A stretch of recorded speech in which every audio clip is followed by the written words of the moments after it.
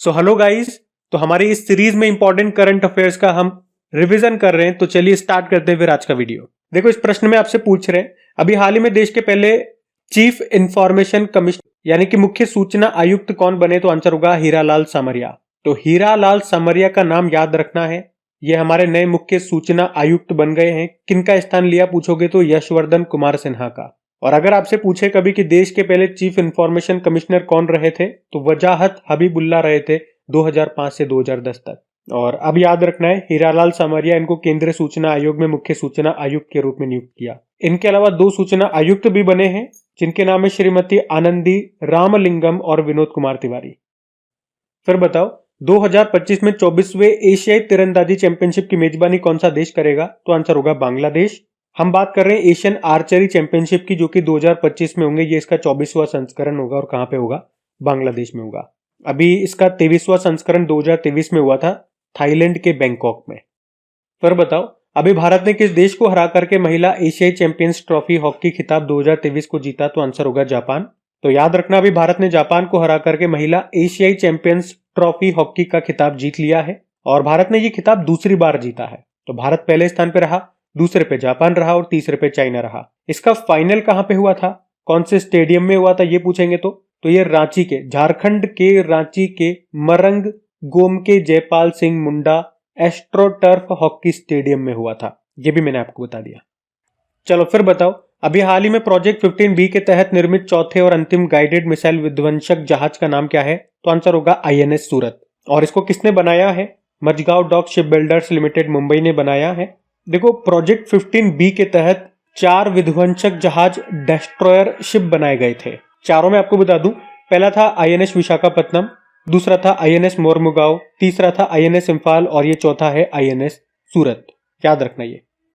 फिर बताओ कि अभी प्रधानमंत्री गरीब कल्याण अन्न योजना को कितने वर्षों के लिए बढ़ा दिया गया, तो 5 वर्षों के लिए बढ़ा दिया गया है। इसमें क्या होता है, गरीबों को 5 किलो मुफ्त राशन दिया जाता है। ये शुरू हुआ था कोरोना के समय 30 जून 2020 को, और ये भी दिसंबर में 2023 को पूरा हो गया था, लेकिन फिर से इसको 5 साल के लिए और बढ़ा दिया गया। ये याद रखना बस। फिर आपसे पूछ रहे हैं, भारतीय जूनियर पुरुष हॉकी टीम ने अभी 11वें सुल्तान जोहर कप में कौन सा पदक जीता, तो आंसर होगा ब्रोंज मेडल जीता। देखो, बात करते हैं अगर सुल्तान जोहर कप की, 2023 में इसका ये 11वां संस्करण हुआ। कहां पे, मलेशिया में। और इसमें हमारी जो भारतीय जूनियर पुरुष हॉकी टीम है, उन्होंने ब्रोंज मेडल जीता है। किसे हराया हमने, पाकिस्तान को हराया। अच्छा, हमने ब्रोंज जीता, तो गोल्ड और सिल्वर किसने जीता, यानी कि पहले और दूसरे स्थान पे कौन है, तो पहले स्थान पे जर्मनी है, दूसरे पे ऑस्ट्रेलिया है और तीसरे पे भारत रहा।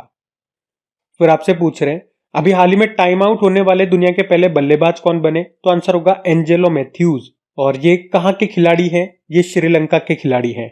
और याद रखना, ये टाइम आउट होने वाले पहले बल्लेबाज बन गए हैं।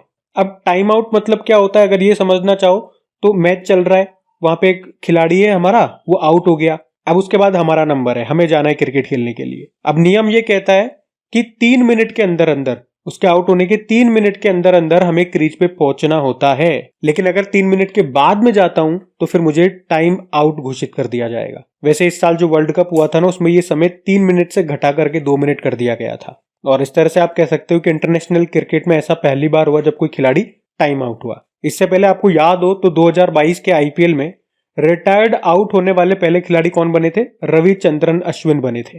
वो भी मैंने आपको बताया था। फिर बताओ, अभी business line change maker of the year 2023 से किसे सम्मानित किया गया, तो आंसर होगा RBI को, रिजर्व बैंक ऑफ इंडिया को। कौन देता है ये सम्मान, तो हिंदू बिजनेस लाइन संस्था के द्वारा ये दिया जाता है। तो ये वैसे अलग अलग 6 श्रेणियों में दिए गए, 6 कैटेगरी में। इस बार 5वां संस्करण था इसका। ये मैंने यहाँ पे लिख दिया है। जैसे RBI को मिला business line change maker of the year का, अमूल को मिला iconic change maker of the year का, प्रधानमंत्री जनधन योजना को फाइनेंशियल ट्रांसफॉर्मेशन वित्तीय परिवर्तन का, और बाकी और भी आप देख सकते हो। वैसे RBI के वर्तमान में गवर्नर कौन है, शक्तिकांत दास है, 25वें नंबर के। फिर अगला प्रश्न क्या है, अभी हाल ही में एशियाई शूटिंग चैंपियनशिप 2023 में भारत पदक तालिका में कौन से स्थान पे रहा, तो आंसर होगा दूसरे स्थान पे। यहां हम बात कर रहे हैं एशियन शूटिंग चैंपियनशिप 2023 की। इस बार इसका 15वां संस्करण है। कहां पे हुआ, साउथ कोरिया में हुआ। इसमें भारत ने बात करें तो 21 गोल्ड, 21 सिल्वर और 13 ब्रोंज मेडल जीते, यानी कि टोटल 55 मेडल जीते। और मेडल टैली में भारत दूसरे स्थान पे रहा, पहले स्थान पे चाइना रहा। अगला प्रश्न देखते हैं। फिर बताओ, अभी दुनिया में सबसे ज्यादा समय तक प्रधानमंत्री पद पर रहने वाली महिला कौन बन गई है? तो आंसर होगा शेख हसीना। शेख हसीना कौन है? बांग्लादेश की प्रधानमंत्री है। और अभी टाइम मैगजीन ने अपने कवर पर इनका फोटो भी छापा था। ये दुनिया की सबसे लंबी समय तक शासन करने वाली प्रधानमंत्री बन गई है। और अभी आपने लेटेस्ट पढ़ा होगा, ये 5वीं बार बांग्लादेश की प्रधानमंत्री बन गई है, लगातार चौथी बार। टोटल तो 5वीं बार, लेकिन लगातार चौथी बार। अच्छा, मैं आप लोगों से एक प्रश्न पूछ रहा हूं कि भारत में कौन है जो सबसे लंबे समय तक मुख्यमंत्री पद पर रहने वाले हैं? उनका नाम बताओ, किस राज्य के वो मुख्यमंत्री हैं। फिर आपसे पूछ रहे हैं, अभी फिडे ग्रैंड स्विस शतरंज प्रतियोगिता जीतने वाली पहली भारतीय महिला कौन बन गई? तो आंसर होगा आर वैशाली। और आप कह सकते हो इस प्रकार आर वैशाली ये पहली भारतीय महिला बन गई हैं जिन्होंने FIDE women grand Swiss tournament का खिताब जीता है। और इनके अलावा पुरुष प्रतियोगिता में भारतीय खिलाड़ी है विदित गुजराती, वो विजेता रहे हैं। सिंपल सा बस नाम ध्यान रखना, इतना ज्यादा वैसे खास है नहीं ये प्रश्न, फिर भी मैंने कहा एक बार आपको बता दिया जाए। अगला प्रश्न देखो, अगला इंपॉर्टेंट है और ये प्रश्न एग्जाम में आ चुका है अभी। International film festival of India 2023 की शुरुआती फिल्म कौन सी रही? तो आंसर होगा catching dust. International film festival of India अभी जो 2023 में हुआ था, नवंबर के लास्ट में, 54वां संस्करण था। ये याद रखना कहाँ पे होता है, गोवा में हुआ था। और इसका आयोजन करता कौन सा मंत्रालय है? सूचना व प्रसारण मंत्रालय है। और इसमें जो ओपनिंग फिल्म थी वो थी एक ब्रिटिश फिल्म जिसका नाम है कैचिंग डस्ट। और एंडिंग जो फिल्म थी, समापन जो फिल्म थी, वो एक अमेरिकी फिल्म थी जिसका नाम है द फेदरवेट। और ये भी याद रखना, इस साल इसमें सत्यजीत रे लाइफ टाइम अचीवमेंट अवार्ड किसे मिला? एक हॉलीवुड स्टार है माइकल डगलस उनको। और माइकल डगलस का नाम ऐसे भी याद होगा कि 2023 में 76 नंबर के कांस फिल्म फेस्टिवल में लाइफ टाइम अचीवमेंट अवार्ड के लिए पाल्मे दी और पुरस्कार इनको मिला था। अगला प्रश्न पूछ रहे हैं कि कौन सा देश इंटरनेशनल सोलर अलायंस का 95 नंबर का सदस्य बना? तो आंसर होगा चिली। चिली की बात करते हैं, स्टैटिस्टिक्स के देखो, ये एक साउथ अमेरिकी कॉन्टिनेंट का देश है। कैपिटल इसकी सैंटियागो होती है, करेंसी है चिलियन पेसो। प्रेसिडेंट है गैब्रियल बोरिक। आटाकामा का मरुस्थल बड़ा एग्जाम में आता है क्योंकि ये दुनिया का सबसे शुष्कतम मरुस्थल है, ये आपको चिली देश में ही मिलेगा। और इंटरनेशनल सोलर अलायंस का हेडक्वार्टर आपको गुरुग्राम हरियाणा में मिलेगा। ये एकमात्र अंतरराष्ट्रीय संगठन है जिसका मुख्यालय आपको भारत में मिलेगा। अगला प्रश्न है, 5वें राज्य खाद्य सुरक्षा सूचकांक 2022-23 में कौन सा राज्य टॉप पे रहा? तो आंसर होगा केरल। तो यहां हम बात कर रहे हैं स्टेट फूड सेफ्टी इंडेक्स 2022-23 की, जिसको जारी करता है food safety and standard authority of India. तो इसमें बड़े राज्यों में केरल टॉप पे है, तो छोटे राज्यों में गोवा है, तो केंद्र शासित प्रदेश यूनियन टेरिटरीज में जम्मू कश्मीर टॉप पर रहा, ये याद रखना। फिर अगला प्रश्न पूछ रहे हैं कि मिस्र से भी पुराने पिरामिड अभी कहां पे खोजे गए थे? तो इंडोनेशिया में खोजे गए थे। इंडोनेशिया के जावा द्वीप पर एक लावा की पहाड़ी के भीतर 98 फीट गहराई पे ये बने हुए हैं और इसे पुंडेक बेरुंडक के नाम से जाना जाता है। और कार्बन डेटिंग से ये पता चला है कि ये 16,000 साल से भी अधिक पुराने हैं, तो ये आप ध्यान रखना। इंडोनेशिया की कैपिटल की बात करोगे तो जकार्ता है। नवीनतम इसकी कैपिटल है नुसंतारा, जो कहां पर स्थित है? बोर्नियो द्वीप पर स्थित है। अच्छा, जकार्ता में किसका हेडक्वार्टर है यह आप बताओ मुझे। हम अगला प्रश्न देखेंगे। फिर अगला प्रश्न है, अभी भारत के महासर्वेक्षक यानी कि सर्वेयर जनरल ऑफ इंडिया कौन बने हैं? हितेश कुमार एस मकवाना बने हैं, ये भी इंपॉर्टेंट नाम है। अच्छा, महासर्वेक्षक क्या है ये? तो भारतीय सर्वेक्षण विभाग के प्रमुख होता है ये, जो भारत सरकार के विज्ञान और प्रौद्योगिकी मंत्रालय के अंतर्गत एक विभाग है। बाकी देखो इंपॉर्टेंट रहेंगे ऑप्शंस भी, जैसे कि Raghu Srinivasan border road organisation के नए हेड बने, K N Shanth Kumar press trust of India board के अध्यक्ष बने थे, और रजनीश कुमार जो कि पहले SBI state bank of India के अध्यक्ष हुआ करते थे, लेकिन अभी ये मास्टर कार्ड इंडिया के चेयरमैन बन गए हैं। अगला प्रश्न है, अभी किसने सैयद मुश्ताक अली ट्रॉफी 2023 का खिताब जीता? तो आंसर होगा पंजाब ने। तो सैयद मुश्ताक अली ट्रॉफी 2023 की हम बात कर रहे हैं। इस ट्रॉफी का संबंध किससे? पहले तो ये पता होना चाहिए किस खेल से इसका संबंध है। तो ये क्रिकेट की ट्रॉफी है। इस बार इसका 16वां संस्करण हुआ जिसको पंजाब ने जीता। किसको हराया था? बड़ौदा टीम को हराया था, और पंजाब ने पहली बार ये ट्रॉफी जीती है, तो इंपॉर्टेंट हो गया ये। और इसका फाइनल कहां पे खेला गया? पंजाब के मोहाली के पीसीए स्टेडियम में। याद रखना, ये इंपॉर्टेंट क्वेश्चन रहेगा आपके लिए। बाकी अगला प्रश्न है कि अभी दूसरे वर्ल्ड लोकल प्रोडक्शन फोरम का आयोजन ये कहां पे किया गया? तो नीदरलैंड में किया गया। मतलब ये इसका दूसरा संस्करण था वर्ल्ड लोकल प्रोडक्शन फोरम का, जो नीदरलैंड की कैपिटल हेग में इसका आयोजन हुआ।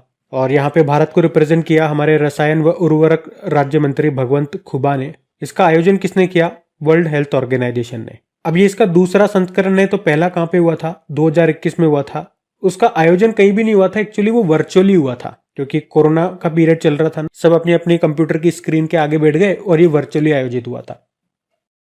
तो अगला प्रश्न क्या पूछ रहा है फिर? अभी जातिगत आर्थिक सर्वेक्षण जारी करने वाला देश का पहला राज्य कौन सा बन गया? तो आंसर होगा बिहार। अच्छा, इसी के साथ मैं आपको बता दूं, अभी बिहार में जातिगत आधारित जनगणना रिपोर्ट भी जारी की गई थी और ऐसा करने वाला भी ये पहला राज्य बना था। वन लाइनर प्रश्न है, सीधा सा याद रखना। फिर अगला प्रश्न क्या है? और ये आया ना जबरदस्त प्रश्न, अब बड़ा इंपॉर्टेंट है, प्रश्न छपेगा ये कि 37वें नंबर के नेशनल गेम्स में पहले स्थान पे कौन रहा? तो पहले स्थान पे महाराष्ट्र रहा। चलो थोड़ा सा इसके बारे में पॉइंट टू पॉइंट जानते हैं। बात कर रहे हैं नेशनल गेम्स 2023 की। 37वें नंबर का एडिशन था। कहाँ पे हुआ? गोवा में हुआ। गोवा में पहली बार हुआ ये। मैस्कोट क्या था? शुभंकर मोगा था। टॉप पे आपने कहा महाराष्ट्र है। मेडल की बात करें तो 80 गोल्ड, 69 सिल्वर और 79 ब्रोंज, यानी कि 228 मेडल जीते इन्होंने। पहली बार किसी ने 200 के ऊपर मेडल जीते इसमें।